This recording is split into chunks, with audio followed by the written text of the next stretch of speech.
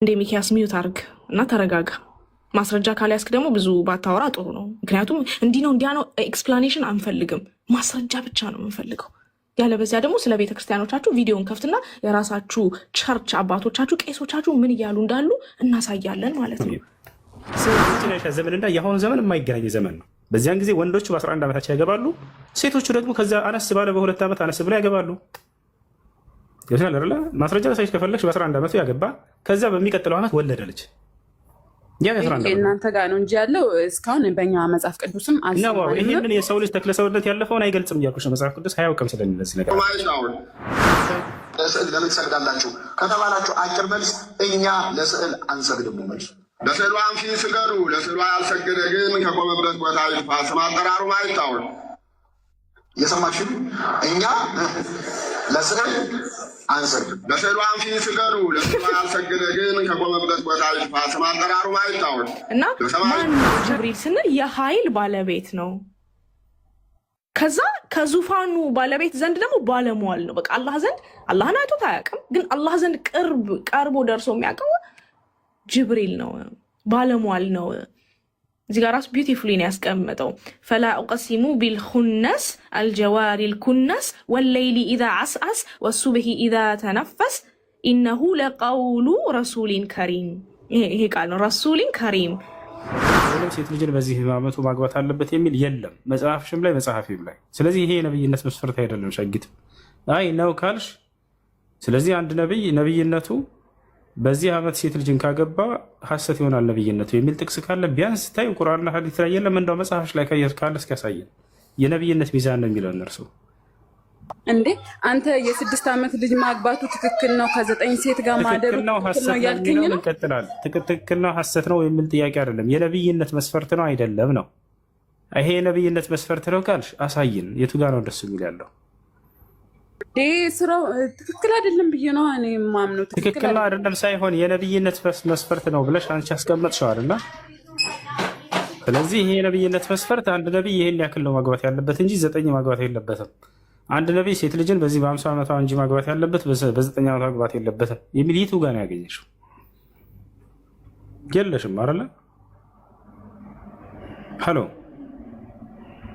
የቀጥል እየሰማሁ እኮ ነው። ይሄ ተጠየቅሽ ነው። ይሄ የነብይነት መስፈርት ነው ያለሽ ማን ነው? የለም አይደል? ቆይ ማስረጃ አንተ አሁን እኔ ማለት እንዳገባ ከ9 ሴት ጋር እንደተገናኘ አንተ አታውቅም አይደለም ነው እያልከኝ ያለኸው? አዎ ከ9 ሴት ጋር ተገናኘ የሚለውን አሳየን። ዋሽቷቸዋል። ዲያቆኖቻቸው በደንብ ነው የሚዋሿቸው። ውሸት ነው። ከፈለግሽ ማስረጃ ከፍተሽ ያባ ወንድሜ እኔ እኮ የእናንተ ነው ሙስሊም እኮ ጠይቄ እኮ ነው። ልጆችም አሉት እስከሚባል ወሬውን ታዩና ከፈች ማስረጃ አሳየንሽ። ከ9 ሴት ጋር ተገናኘ የሚለውን ባይ ለዚህ አሁን አንተ አልተገናኘም ነው እያልከኝ ያለኸው አይደል? ተገናኘ የሚለውን አሳይኝ። ለምን ታዋሽታለሽ? ጥያቄ ሳይሆን አሁን ተገናኝቷል እያልሽ ነው አይደል? ማስረጃ ከ ወንድሜ እየዋሸሁ እኮ አይደለም እየጠየቅኩህ ነው ያለሁት። ካልተገናኘም እንደሱ ከሆነ አልተገናኘም። ቀጥል። ስለሱ እየነገርከኝ ነው። ቀጥል ንገረኝ። አሁን ላስረዳሽ። እሺ መረዳት ከሆነ የምትፈልጊው ሐዲሱን አንስቼ ማለት ነው። የመረዳት ፈልጋለሁ። እየሰማሁህ ነው። እንደሱ ከሆነ አዳምጪ። አሁን ተገናኝተዋል ብለው የሚያነሱላቸው ሐዲስ የትኛውን ሐዲስ መሰላቸው? አነስ ብኑ ማሊክ ምን አለ? የነብዩ ሰለላሁ ዐለይሂ ወሰለም ሰሐባ ነው። ካነ ነብዩ ሰለላሁ ዐለይሂ ወሰለም የጡፉ ዐላ ዘውጃቲሂ ነብዩ ሰለላሁ ዐለይሂ ወሰለም በሚስቶቻቸው ላይ ይዞሩ ነበር ይላል። የጡፉ ማለት ይዞራል ማለት ነው። ያፈሻል ይዞራል የሚለውን ግንኙነት ያደርጋል ብለው ይነግሯቸዋል። እናንተ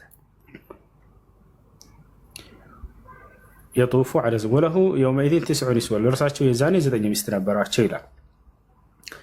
ይሄን ምን ብለው ተረጉምላቸዋል?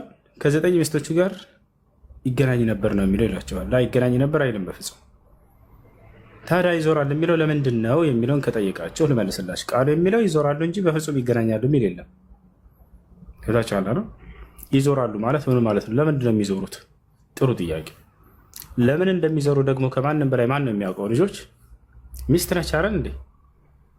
የነቢዩ ሰለላሁ ዐለይሂ ወሰለም ሚስት እናታችን አይሻ ለምን እንደሚዞሩ ተናገረች። ታቻት ስትናገር ምን አለች? አንድም ቀን አላለፈም በህይወታችን ላይ ነብዩ ሰለላሁ ዐለይሂ ወሰለም በእኛ በሚስቶቻቸው ላይ የዞሩ ቢሆን እንጂ በእያንዳንዱ ቀን አለች። ያ ይዞራሉ አለች። ከዚያስ ፈየድኑ ሚን ኩሊ እምራአቲን ሚን ገይሪ መሲስ ወደ እያንዳንዱ ሚስታቸውም ይቀርባሉ ያለ ምንም ንክኪና ግንኙነት አለች። ከዚያስ ከማን ጋር ይተኛሉ ያድራሉ? ፈየቢቱ ዐንደ ሳሒበት ሌይላ ከዚያም የሌሊቱ ተራ በሆነችዋ ሴት ጋር ከአንዷ ጋር ብቻም ይተኛሉ አለች። አይሻርላ የሚዞሩት ለምንድን ነው? ደህንነታቸውን ለማረጋገጥ ሚስቶቻቸውን በየቀኑ እየሄዱ ያያቸው ነበር። እንዳውም ይሄ ሐዲስ እርሳቸውን የሚያስወድስ ሐዲስ ነው። አንድ ሰው 2 ሚስት 3 ሚስት ቢኖሩት ሁላቸውንም በየቀኑ እየዞረ ማየት እንዳለበት ማረጋገጥ እንዳለበት ደህንነታቸውን መጨረሻ ላይ ከቀሯ ባለተራ ጋር ሄዶ ያድሩ ነበር ነው የሚለው ሐዲሱ። እናታችን አይሻ ራሷ ተርጉመዋለች ለምን እንደሚዞሩ። ይሄ ነው ያለው ነገር። ተረዳሻም? እሺ የ7 ዓመት ልጅ ያገባውስ? በቃ እሱን እንዳስረዳሽ እሱ ላይ እናታችን አይሻ ተዘወጀ የረሱሉላህ ሰለላሁ ዐለይሂ ወሰለም ወአና ቢንት 6 سنين وبنى علي أو ودخل بي وأنا بنت 9 سنين ነቢያችን ሰለላሁ ዐለይሂ ወሰለም እናታችን አይሻ ምን አለች? ነቢ ሰለላሁ ዐለይሂ ወሰለም በ6 ዓመቴ ኒካ አሰሩኝ አለች። በ6 ዓመት ኒካ ማሰር በቋንቋችን የሆነ ርክክብ የሚባል ነገር አለ አይደለ? ታውቂያለሽ? ያ ሚስት ወደ ባሏ ጋር ህብረትን ሳታደርግ በፊት ማለት ነው። ተዘወጀኒ ረሱሉላህ ሰለላሁ ዐለይሂ ወሰለም ወአና ቢንት 6 سنين አለች በ6 ዓመት። ከዚያ በኋላ ወበና ዐለየ ወአና ቢንት 9 سنين በእኔ ላይም ትዳርን መሰረቱ። በስንት? በ9 ዓመት አለች። ይሄ ነው በ9 ዓመት ትዳርን በመስረት እንጂ ሌላ አይደለም። ያ ማለት ወደ ቤታቸው የሄደችበት ጊዜ ነው የዛኔ ማለት ነው። ወአድኸለኒ ፊ በይቲሂ ብላ እንዳውም በሌላ ሐዲስ ራሷ ተርጉመዋለች። ወደ ቤታቸው አስገ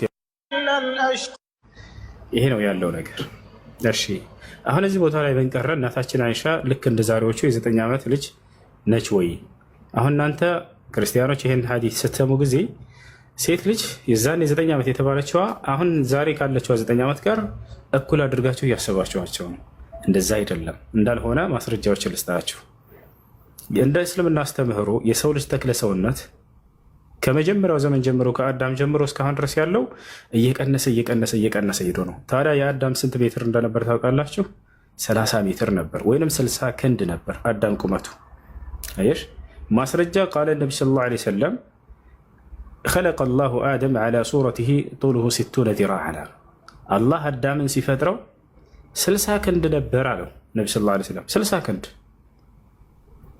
60 ክንድ ማለት 30 ሜትር ሰው ነበረ።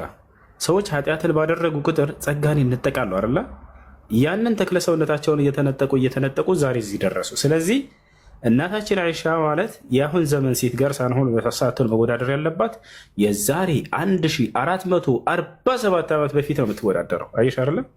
የዛሬ 1447 ዓመት ያለፈን የፈለገ ማለት ዓመታት እንትን ቢሉ ራሱ ልጅ ናት አይደለም? አንተ አንድ ሕፃን ልጅ እኮ ስታስተኛት እኮ ማለት ነው በእውነት ትሳሳላታለህ። ደገሚልኝ አሁን ሐዲሱ ምንድን ነው ያልከው እንዴ? አዳመጥኩህ እኮ በጣም እያዳመጥኩ ምን እንዳልኩኝ አሁን ደገሚው። እሺ በግድ ነው እንዴ? በግድ የፈለገ ልጅ ነች ግግም ማስረጃ የሰጠሁሽ ማለት እናንተ።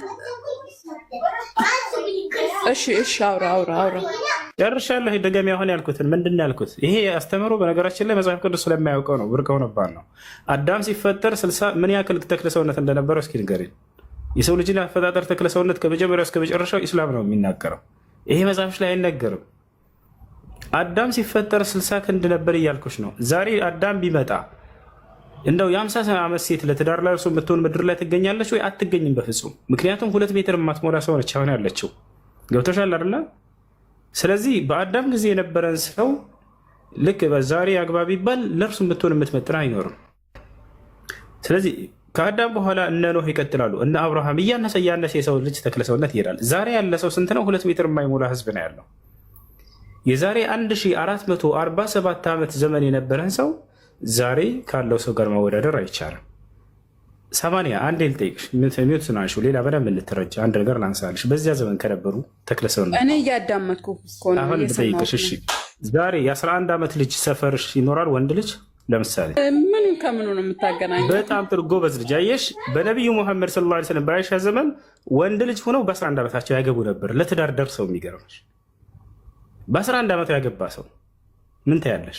አየሽ በራስሽ አረጋገጥሽ። አሁን እንዴት ብለው ያገባል የ11 ዓመት ልጅ አሁን አልሽ። አይሻ ከዚያ ዘመን ጋር ስናነጻጽራቸው ጊዜ ወንዶቹ በ11 ዓመታቸው ያገባሉ፣ ሴቶቹ በ9 ዓመታቸው ያገባሉ። እናታችን አይሻ በ11 ዓመት ያገባ ወንድ ልጅ አለ፣ የወለደ ልጅ አለ። በ12 ዓመት ወዲያ ወለደ።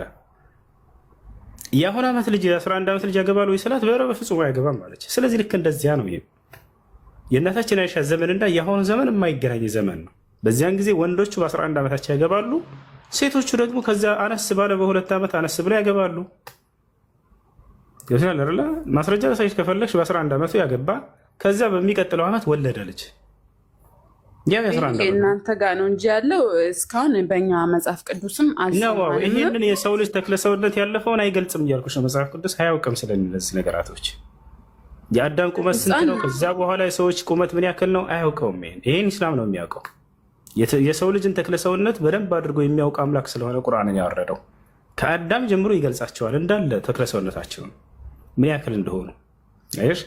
ይሄ ሌላ ነው። ሌላ አይሻ እንደደረሰች ላሳይሽ። ሴት ልጅ ለትዳር ከመደረሰችበት ምልክት አንደኛው ምንድን ነው? የወር አበባ ማየት አይደለ? 80 ዓመትሽ ናቸው። እናታችን አይሻ የወር አበባ ታይ ነበር። የሚገርምሽ ትልቅ መሆኗን የምትረጅበት ማለት ነው። ራሷ ስትናገር ምን አለች? ኢዛ በለገት ልቤንት 9 ሲኒን ፈሂየ እምረአ አለች። አንድ ሴት ልጅ 9 ዓመት ከሞላት እርሷ ለአቅመ ሔዋን ያደረሰች ሴት ሆናለች ብላ ተናገረች። በዚያ ዘመን ስላሉ ሴቶች ስትናገር የ9 ዓመት ሴት ለትዳር የደረሱ ሴቶች ነበሩ። የወር አበባ እያዩ ነበረ። አይሽ አሁን ምን ይሄን መስፈርት ከመስፈርቶቹ መካከል የወር አበባ ማየቷ የትዳር መስፈርት እንደሆነ አንቺ ማመንሽ። አይሻ ከነዚያ ነበረች፣ የወር አበባን የምታይ ሴት ነበረች። ሌላው ተክለ ሰውነት መድረሷ ራሷ ስትመሰክር ምን እንዳለች ተመልከቱ። አቡ ዳውድ ላይ በተዘገበ ሐዲስ እናታችን አይሻ ምን አለች? ትዳር ከመግባቴ በፊት እናቴ ምግብን እየቀመመች ትመግበኝ ነበር፣ የሚያወፍር የሚያሰባን ምግብ። እኔም ያንን እበላ ነበር። ተክለሰውነቴም ደረሰ፣ ሰባሁኝ፣ ወፈርኩኝ። ልክ አንዲት ወጣት ሴት የምትደርስበት ተክለሰውነት ላይ ደረሰች። አልኢማም አልቃዲ ምን ይላል? አይሻ ወጣት ሴት ሆና ነበር ተክለሰውነቷ እያለ ይናገራል። ያሻላል እና ይህን ይመስላል። ሌሎች የምትጨምሩላት ካለ ረመዳን ኡስታዝ ጀማል ጨምሩላት። ባረከላሁ ፊኩም። እንዲሁም ጀማል አይ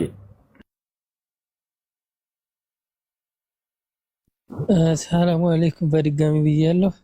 እኔ በጣም የሚገርመኝ ግን ከየት ነው መስፈርቱን የሚያወጡት? ከየት ነው ነው ይሄንን የሚመዝኑት? ምን ላይ ቆመው ነው? እስኪ መጽሐፍ ቅዱስን እንመልከተውና ሴት ልጅ በስንት ዓመቷ ነው ታግባ የሚለው? ምን አይነት መስፈርት ነው ያላችሁ? እስኪ እናንተ የኛን መታችሁ ስትመዝኑ አሁን ልክ ያስጠናን ምናምን ብለሽ የገላለጽሻቸውን ሁሉ እስኪ መጽሐፍ ቅዱስ ላይ ስለ ሴት ልጅ ምን ያወራል?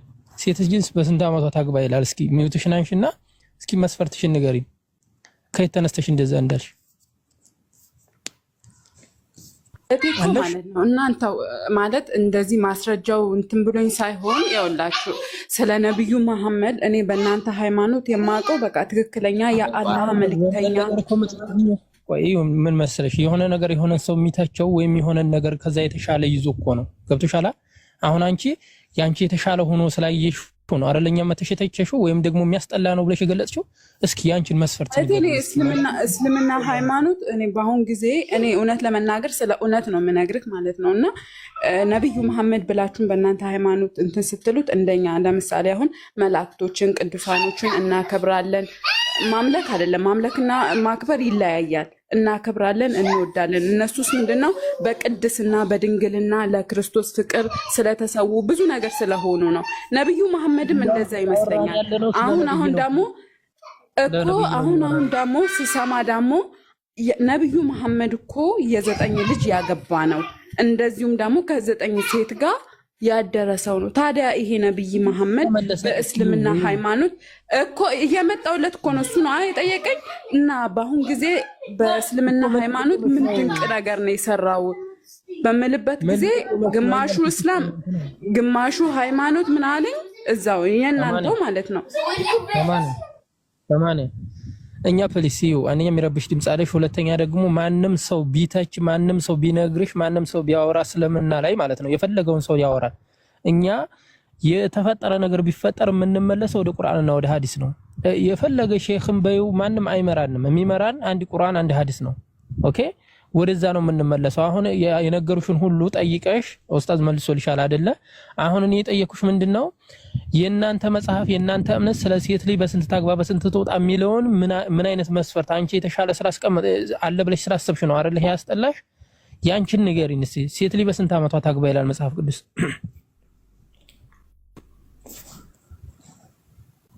ሰማን ያለሽ? አዎ አለኝ አለው። እስኪ ሴት ልጅ በስንት አመቷ ታግባ ይላል? ማለቴ እኛ መጽሐፍ ቅዱስ ውስጥ እንደዚህ ህፃንም ያገባችም የለችም። እናንተ ጋር ነው የሰማሁትኝም ግን ሰማን ያቆይ አንቺ አታውቂም ማለት ደግሞ ማለት ነው እኛ እናሳውቅሻለን መጽሐፍሽን ማታውቂ ከሆነ ማለት ነው። ሳራ ስትሞት ስንት አመቷ ነበር?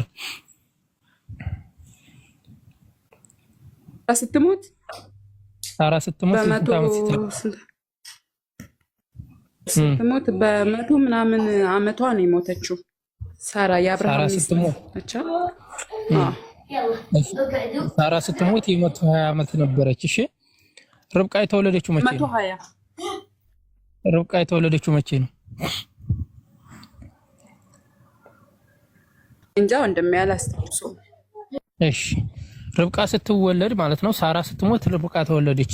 ሳራ በ120 አመቷ ስትሞት ርብቃ ደግሞ ተወለደች። ዘፍጥረት ምዕራፍ 22 ቁጥር 23 ላይ ባቱኤልም ርብቃን ወለደ፣ እነዚህንም 8ቱን ሚልካ ለአብርሃም ወንድም ለናኮር ወለደች ይለናል። አሁን እዚህ ጋር ርብቃ ተወለደች አይደለ? ኢስሐቅን ስታገባው ኢስሐቅ የ40 አመት ሰው ነው አይደለ? ታውቂያለሽ ይሄንን?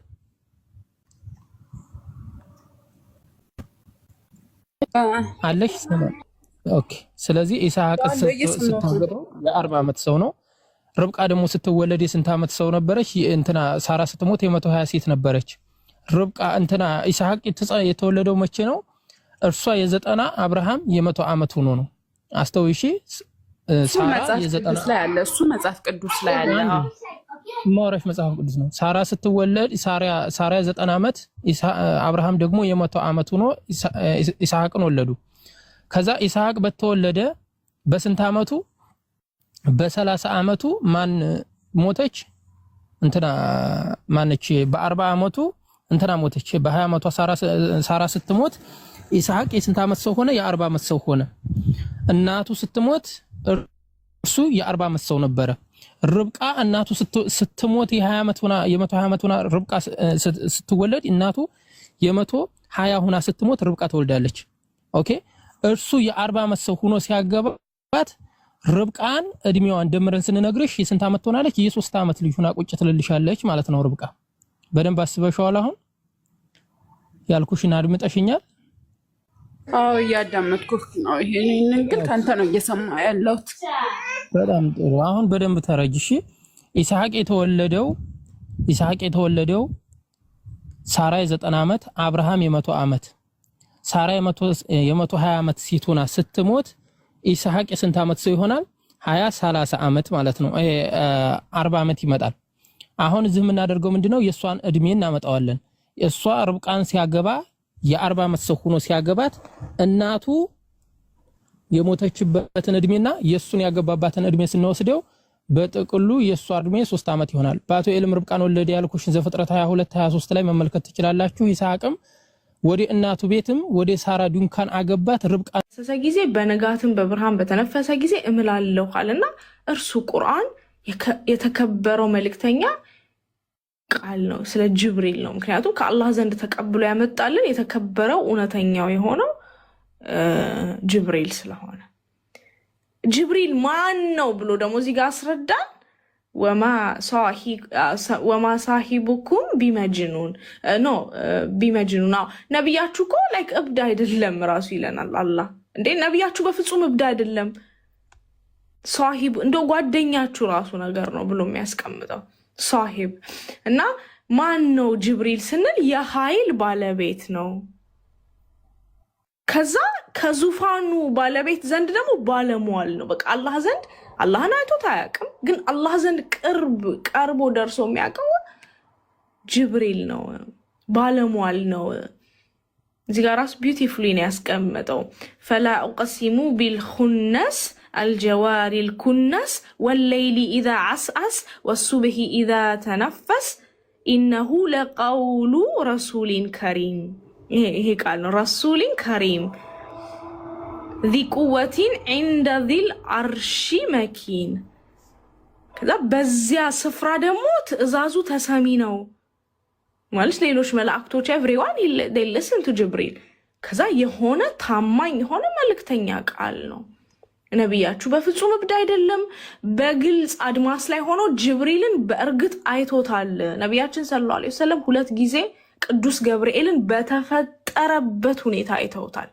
በጣም ግዙፍ ከፀሐይ መውጫ እስከ ፀሐይ መግቢያ ድረስ እስኪከልል ድረስ የሱ ትልቅነት ከዛ አልፎ ደግሞ 600 ክንፍ እንዳለው ነቢያችን በኦተንቲክ ሐዲስ ነግረውናል። ከዛ ደግሞ ስለ ነቢያችን አላህ ምን ያለ እርሱ በሩቅ ወሬ ላይ ሰሳች አይደለም ማለት ነቢያችሁ ሰለላሁ ዐለይሂ ወሰለም የተነገረውን ሁሉ ሳይቀንስ ሳይጨምር ነግሯችኋል። ከዛ እርሱ አለና አሁን ስሚ እንግዲህ ቁርአን እንትና የሰይጣን ቃል ነው ምናምን ለሚሉ አላህ ምን አለ? እርሱ ቁርአን የርጉም ሰይጣን ቃል አይደለም። ሰይጣን ራሱን ይረግማል። የሰይጣን ቃል አይደለም። ታዲያ ወዴት በሱ ጉዳይ ትሄዳላችሁ? ከቁርአን በኋላ ወዴት ትሸሻላችሁ? አላችሁ መሸሻ፣ ከእውነት መሸሻ አላችሁ። እርሱ የዓለማት መገሰጫ እንጂ ሌላ አይደለም። ለምሳሌ እያንዳንዱ ነቢይ ካየሽ ሙሴ ለአይሁዶች ለነዛ በግብፅ ምድር ሲሰቃዩ ለነበሩት ነው የተላከው። ኢየሱስ አንተ መካከል ኤቭሪዋን ኦፍ አስ ቀጥተኛ ሰው መሆንን ለፈለገ ሁሉ መገሰጫ ነው። በቃ ይሄ ቁርአን መገሰጫ ነው፣ ሌላ አይደለም። መገሰጫ ነው፣ መማሪያ ነው።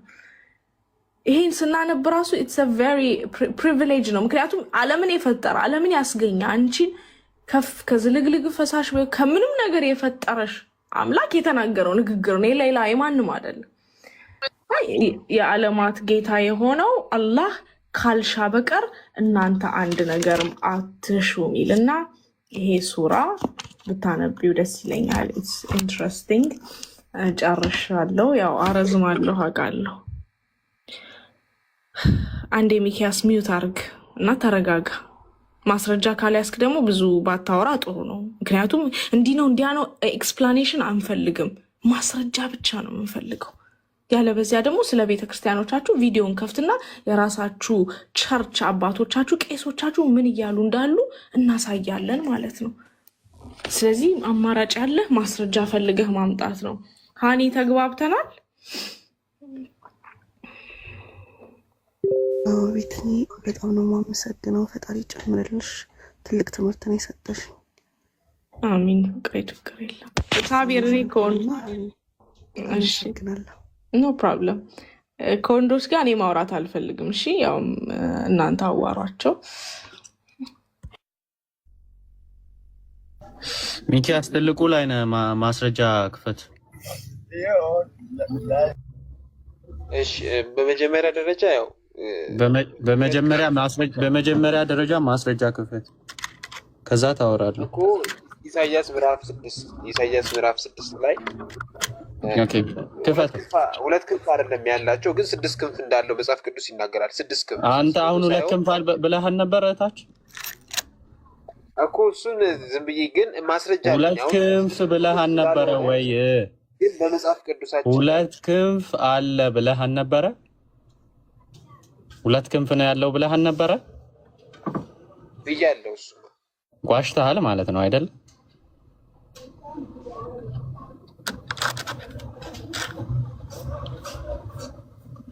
እሺ፣ ግን መጽሐፍ ቅዱስ ላይ ኢሳይያስ ምዕራፍ 6 ስለ ኢሳይያስ ገብርኤል ቆይ እኔ ያወራሁት ስለ መላእክቶች ሳይሆን ስለ ገብርኤል ነው። ስለዚህ ማስረጃ የምፈልገው ገብርኤል የሚባለው የተከበረው የላቀው መልአክ 2 ክንፍ እንዳለው ወይም 6 ክንፍ እንዳለው ወይም 10 ክንፍ እንዳለው ስፔሲፊክሊ ስለ ገብርኤል ነው። እስኪ ግዙልት ይስሙት ወትሄሮ ተንስ ወሃበኝ ጌታ ከመይታውስ ብእሲተ እስመ ቀናይት አነ ወእከን በእንዲአከ። አማርኛው ሲል ያስቀምጡት ሚስት እንዳታገባ ተነስተህ እጅህን ስጠኝ፣ የምቀና እኔ ባንተ ምክንያት እቀናለሁና አለችው። ይሄ የማርያም ታምር ተብሎ ይጻፍ። ትዳርን መከልከሏ፣ በማግባቱ መቅናቷ ከእውነተኛይቱ ድንግል ማርያም ጋር የሚዛመድ ታሪክ ነው ወይ? ይሄ ተአምር እንዴት ሊዛመድ ይችላል? ይሄ ተአምር ከጌታችን እናት ከድንግል ማርያም ጋር የሚያያዝ ተአምር አይደለም። እቀናለሁ የሚያስብለው ቋንቋ አታግባ አይደለም። አታግባ ነው እኮ አታግባ። እኔ በአንተ መቅናትን እቀናለሁና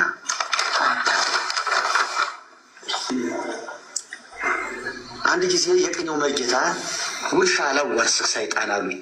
አንተን? አዎ። እሺ አሉኝና እሺ ብለህ ተባብለን እኔ ሳልፈልግ እንዲህ የምልላቸው እያማረኝ ወደ ወንዝ ይዘው ይሄዱ። ሰይጣን ክፉ ነው፣ ጥቁር ነው፣ ቀንዳም ነው፣ ጥርሳም ነው እያልኩ አስቸግሬያቸው እንደምታወረው አይደለም እንዲሁ ሰይጣን ቆንጆ ነው ብለው ያሳዩኝ ወስደውኝ ነው። እሺ ወሰዱኝና የምሳቡን ሲደግሙ ከባህር ውስጥ ጣሊያን ወንዝ ታውቃለህ? ጣሊያን እንጃንበራ ወንዝ ነው። እንግዲህ እያለ ያለው ቄሱ ሰይጣኖች ጋር ሄዶ ደገመ ከባህር እንዲወጡ። ድግምቱ ማን ጋር እንዳለ እናውቃለን። ክረምት ላይ ነው፣ በጋ ይደርቃል። እሱ ወንዝ እዛ ውስጥ ወጡ መናፍስት፣ ሴቶች፣ ቆንጆ ቆንጆ ሴቶች ወጡ። ምትሃቱ ማለት ነው፣ ምትሃቶች ናቸው። ለምንድን ነው የፈለገን? ይሄ ሰውዬ ሊዛመዳቸው ይፈልጋል ብለው እሳቸው አነጋግሯቸው። የሚዛመድን በሚስትነት ነው ወይስ በዝምድና ነው አሉ ብለው አነጋገሯቸው። እሳቸው ተመልከቱ እንግዲህ በዝምድና ለካ መናፍስቱ በሴት ጾታን ተመስለው እየመጡ ለዚህ ይዛም እንግዲህ ልክ እቺ እዚህ ላይ የተጠቀሰችው ቀናተኛ ሴት ከእንዲህ አይነት መናፍስት ጋር የተያያዘ ባህሪ ከሌላት በስተቀር እውነተኛይቱ የጌታችን እናት በምን ምክንያት በእንዲህ አይነት ቀናት ውስጥ ልትታይ ትችላለች? ደግሞ እነዚያ መናፍስት በሚስትነት ቃል ኪዳን ካደረጉ በኋላ ከሌላ ሴት ጋር ቁሙ መውራት እንኳን አይፈቅዱትም። ቦጭቀው ነው የሚጥሉ። አልፈልግም አልኳቸው። ይቅርብኝ ለዘላለም ብዬ ተውኳቸው። እንዲሁ ሳንጣላ ብቻ ይቅር አልኳቸው። ካልፈለግተው ጨርሰናል። በማስረጃ ነው እኛ የምናወራው። የራሳችሁ ቤተክርስቲያን ነው። ቁጭ ብለው መጽሐፍ ቅዱሱን ጀጅ እያደረጉ ነው። ይሄ መጽሐፍ አይሆንም፣ ህዝቦች እየወጡብን ነው ከዚህ ሃይማኖት እያሉ ማለት ነው። ጨርሻለሁ።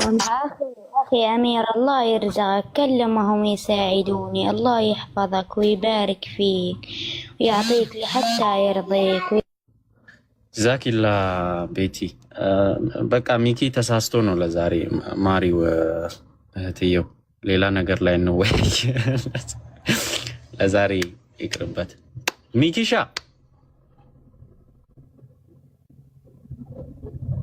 ሚኪ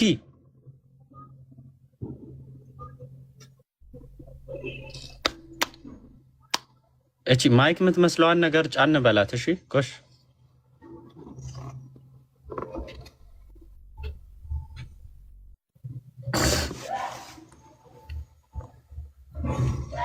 ሚኪ ጊፍት ያላችሁ ለመርየም ጊፍት ስጧት። እሺ ያጀማ ሩማይታውን ለስዕል ለምን ትሰግዳላችሁ ከተባላችሁ አጭር መልስ እኛ ለስዕል አንሰግድም። መልስ ለስዕሏን ፊት ስገዱ፣ ለስዕሏ ያልሰገደ ግን ከቆመበት ቦታ ይጥፋ። ስም አጠራሩ ማይታውን እየሰማችሁ እኛ ለስዕል አንሰግድም። ለስዕሏን ፊት ስገዱ፣ ለስዕሏ ያልሰገደ ግን ከቆመበት ቦታ ይጥፋ። ስም አጠራሩ ማይታውን በሰማይ ቸርቾቹ ባይዘው እንትን ይላሉ፣ ይጣላሉ። አንዱ ስገዱ፣ አንዱ አትስገዱ።